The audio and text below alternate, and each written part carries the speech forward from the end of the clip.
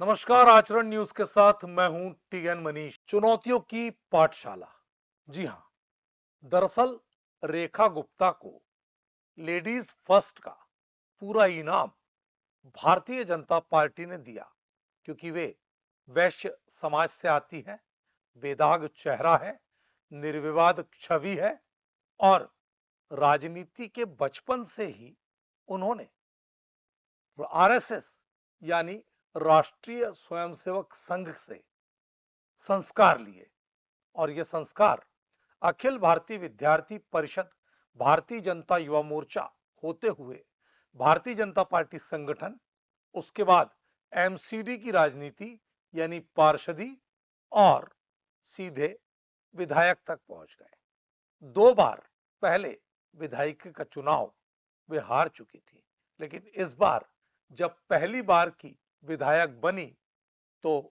दिल्ली की चौथी मुख्यमंत्री के तौर पर, महिला मुख्यमंत्री के तौर पर उनको शपथ का मौका मिल गया और इस तरह रेखा गुप्ता दिल्ली की गद्दी पर विराजमान है। उनके साथ 6 वो कद्दावर नेता भी मंत्री परिषद में पहली किश्त में आए हैं, जिनको सीएम बनने का चल रहा था और जिनके दिमाग में, उनके समर्थकों के बीच इस बात की पूरी उम्मीद थी कि शायद मुख्यमंत्री की कुर्सी उनके नेता को मिलेगी, जिसमें बड़ा नाम प्रवेश साहेब सिंह वर्मा का भी था। लेकिन फिलहाल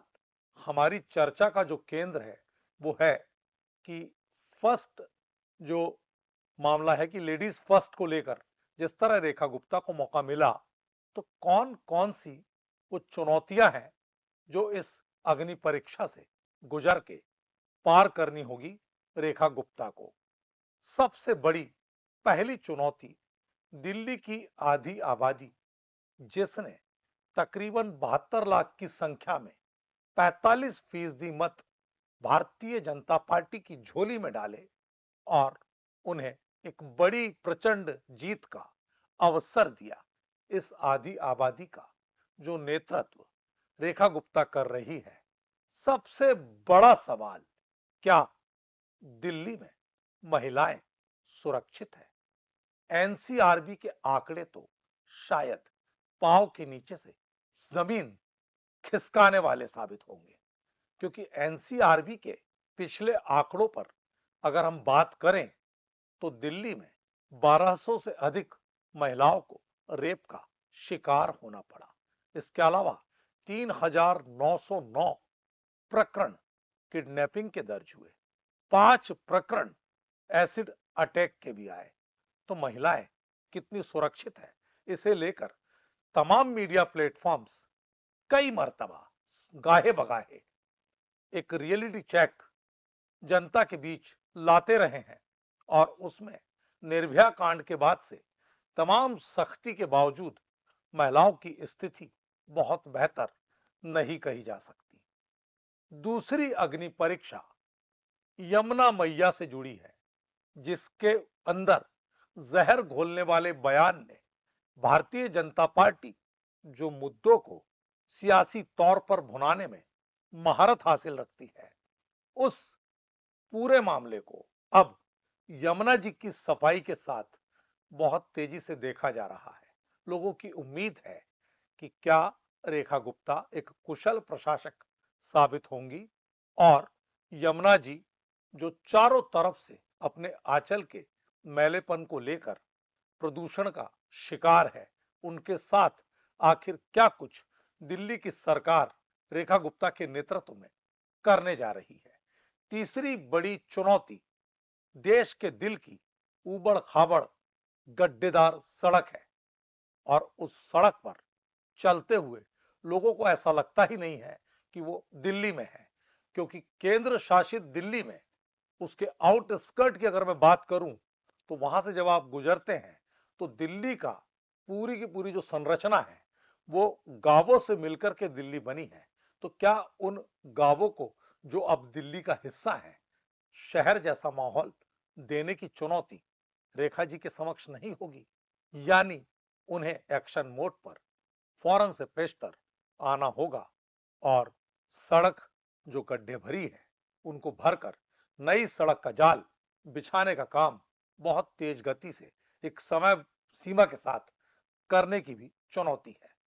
एक और अग्नि परीक्षा जो बड़ी चुनौती है, जिस चुनौती ने आम आदमी पार्टी के झाड़ू को खुद अपने हाथों से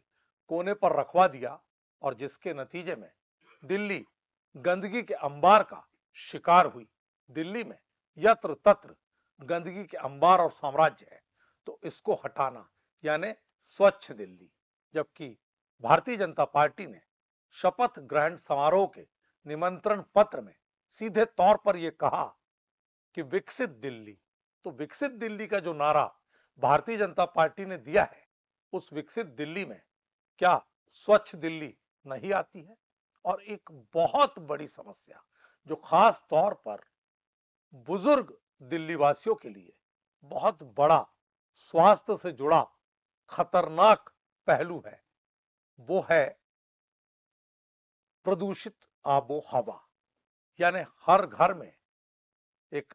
एयर प्यूरिफायर आपको मिलेगा और हर चेहरे पर सांस के साथ धूल के कण ना जाएं, गंदगी ना जाए, उससे बचाव के मास्क। किसी शायर ने ये बात शायद दिल्ली के लिए कही थी कि जिन हवाओं में आज शहर है, उन हवाओं में, माफ कीजिएगा, जिन हवाओं में आज जहर है, उन हवाओं में कल शहर था। तो क्या वास्तव में दिल्ली की आबो हवा में जहर घुल चुका है? तो ये जो चुनौती है, बड़ी चुनौती के तौर पर रेखा गुप्ता को इसका सामना रोज के जीवन में करना पड़ेगा। लेकिन चूंकि रेखा गुप्ता एमसीडी से पार्षदी के साथ अपने अनुभव का लाभ इस पूरे मामले में दिल्ली वासियों को दे सकती है। इसके अलावा 8 मार्च अंतरराष्ट्रीय महिला दिवस है। उन बहनों की पूरी तरह से उम्मीद है कि 2500 रुपए जो आर्थिक सहायता सम्मान निधि के तौर पर देने की घोषणा मोदी की गारंटी वाले कार्ड में छपी थी, वो जमीन पर उतरेगी या नहीं। अगर उतरेगी तो क्या अंतरराष्ट्रीय महिला दिवस के दिन, जो कि महिलाओं का एक खास दिन है, उसके पहले दिल्ली सरकार इस पर काम कर सकेगी? एक बात यह भी है। और अभी जिन आधा दर्जन मंत्रियों का साथ टीम रेखा को मिला है, उनके साथ तालमेल पूरी तरह से बनाने की भी एक बड़ी चुनौती है, क्योंकि उन सभी के सियासी जो उम्मीद थी, उस उम्मीद पर कहीं ना कहीं आला नेतृत्व ने पानी फेर दिया है। लेकिन भारतीय जनता पार्टी में नाराजगी का स्तर सीधे तौर पर सार्वजनिक नहीं होता, लेकिन भीतर ही भीतर भीतरघात ज्यादा मुश्किल होती है। 2015 में भारतीय जनता पार्टी इसका स्वाद चख चुकी है, जब किरण बेदी का चेहरा सामने लाकर पार्टी ने दिल्ली के मैदान में ताल ठोकी थी और उसे अपने ही लोगों से हार का सामना करना पड़ा था। लेकिन अब जबकि 27 साल बाद दिल्ली में कमल खिला है, उस दिल्ली में कमल खिला है जिस दिल्ली ने हमेशा सांसद तो पूरे बीजेपी को दिए, लेकिन विधायक के मामले में दिल्लीवासी कंजूसी बरतते रहे। इस बार जब दिल्ली ने अपना दिल भारतीय जनता पार्टी के लिए खोला है, मतदाता सामने आकर के प्रचंड तौर पर भारतीय जनता पार्टी के कमल को खिला चुके हैं, तो अब ऐसे में रेखा गुप्ता का चयन पूरी तरह से आला नेतृत्व सही साबित करे और इस पूरे मामले में अरबों खरबों की जो राशि लगने वाली है, उस राशि के साथ न्याय संगत तरीके से डबल इंजन की सरकार जनता की अदालत में उसकी कसौटी पर खरा उतर जाए, यही उम्मीद दिल्ली वासी कर रहे हैं। लेकिन चुनौतियों का अंबार कहीं ना कहीं रेखा गुप्ता की पहले दिन से ही एक्शन मोड पर आने की जो पुरानी छवि है, उसको बरकरार रखने की तरफ पूरा इशारा करती है। हम उम्मीद करते हैं कि दिल्ली की सियासत से भारतीय जनता पार्टी जो सोचकर सामाजिक और राजनीतिक समीकरण के बीच जातीय तालमेल के साथ जिस तरह से चुन चुनकर सभी को संतुष्ट कर रही है, और किसी को मंत्रिपरिषद तो विजेंद्र गुप्ता को स्पीकर बनाया, इन सब के पीछे भारतीय जनता पार्टी के आला नेतृत्व ने पूर्वांचली वोटरों सहित उत्तराखंड के वोटरों सहित वे तमाम समीकरण देखे हैं जो बिहार की राजनीति में भारतीय जनता पार्टी की जीत का रास्ता दिल्ली के जीत के साथ तय करने का मादा रखता है। ऐसे में आज का जो शपथ ग्रहण समारोह हुआ उस पे मंच के बीच जो नेता बैठाए गए उनका जो क्रम तय किया गया वो भी हम साथ साथ हैं का नारा बुलंद करता दिखा, क्योंकि चंद्रबाबू नायडू समेत जो एनडीए घटक के प्रमुख नेता इस समारोह का हिस्सा बने थे उनको तरजीह पहली पंक्ति में दी गई और अमित शाह, राजनाथ सिंह और उस लाइन में इन तमाम नेताओं को बैठाया गया, जबकि अपने 21 राज्यों के मुख्यमंत्रियों को पार्टी ने दूसरे और तीसरे क्रम की सीटें दी थी, जो ये साबित करता है कि एक शक्ति प्रदर्शन के साथ विपक्षी दलों को भारतीय जनता पार्टी के आला नेतृत्व ने इस शपथ ग्रहण समारोह के जरिए बताने की कोशिश की है कि हमारी एकता में किसी तरह का टूटन या फूटन इंडी गठबंधन जैसा बिल्कुल भी नहीं नजर आता। और यही वजह है कि भारतीय जनता पार्टी ने इस बार हर बार की तरह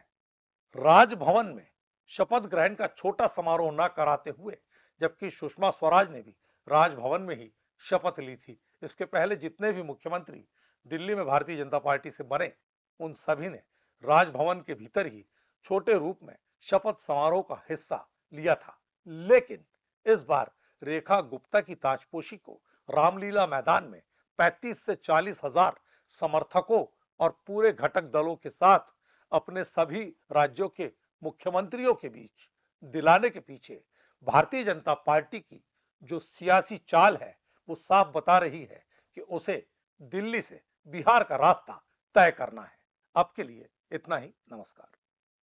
देश दुनिया की सभी खबरें देखने के लिए जुड़े रहिए आचरण न्यूज से। आचरण न्यूज हर कदम आपके साथ।